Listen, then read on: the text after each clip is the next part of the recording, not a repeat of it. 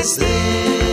Ibirombe byuzuye ukuri bigomba gucukurwa, kuko uhereye mu gihe cya Yohana Umubatiza ubwami bw'Imana nshuti yanjye buratwaranirwa. N'imigisha y'iby'ijuru nayo niko imeze.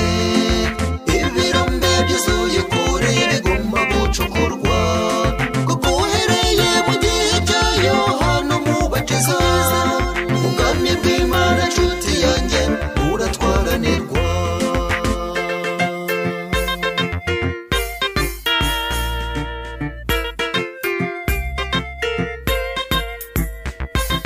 Iyo ubyaye umwana umurera neza kugira ngo akure, ukajya hirya no hino umushakira imibereho, kuko wirengagije iyo nshingano ntiyakura neza, bishobora kunangira ngiye ntamererwe neza.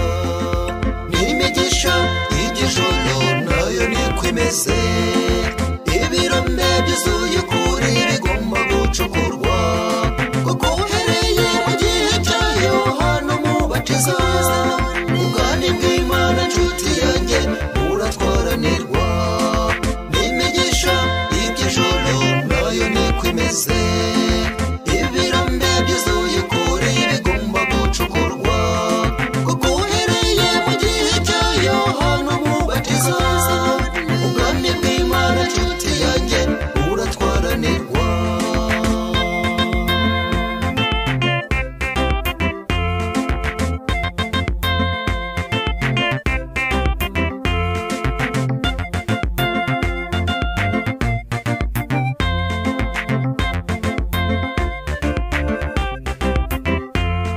Mushakashaka uko mwamenye iby'umwami wacu ashima, mubikore mubikunze kandi munezerewe, kuko ubwami bw'Imana atari ubw'amagambo nshuti zanjye, kandi kora ndebe nayiruta vuga numve nshuti. N'imigisha y'iby'ijuru nayo niko imeze.